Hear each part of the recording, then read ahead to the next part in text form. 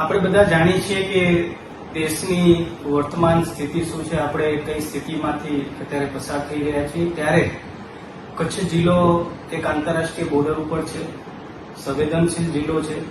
ત્યારે આપ સૌને મારી નમ્ર એક વિનંતી અને અપીલ છે, બ્લેકઆઉટની અંદર આપણે સરકારનો અને તંત્રનો પૂરો આપણે સહકાર આપીએ અને જે પ્રમાણે આ સ્થિતિનું નિર્માણ થયું છે ત્યારે સ્વૈચ્છિક બ્લેકઆઉટમાં જોડાઈએ. કોઈ પણ કારણ વગર આપણે ઘરની બહાર ના નીકળીએ, આપણે ઘરની અંદર રહીએ. કોઈ ડરવાની જરૂર નથી. આ દેશનું સક્ષમ નેતૃત્વ છે. દેશના વડાપ્રધાન શ્રી નરેન્દ્ર મોદી સાહેબ અને આપણી સક્ષમ સેનાબળ છે અને એ સેનાનો જુસ્સો બુલંદ કરવા માટે આપણે સૌ સાથે મળી કરીને સરકાર અને તંત્રને દરેક ક્ષેત્રની અંદર આપણે એમને સહકાર આપીએ એવી આપ સૌ પાસે હું અપીલ કરું છું.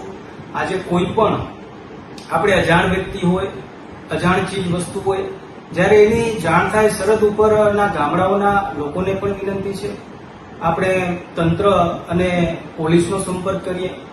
હું પણ ભુજની અંદર મારા કાર્યાલય મધ્ય બેસું છું, તમે અમારો પણ સંપર્ક કરી શકો છો અને આપણે ફરી એકવાર કહું છું કે આપણે સાથે મળી કરીને આ સમયની અંદર આપણે દેશનો, સરકારનો અને તંત્રનો પૂરેપૂરો આપણે એને સહકાર અને સહયોગ આપીએ એવી કચ્છની મારી સૌ લોકોને, જનતાને હું વિનંતી કરું છું.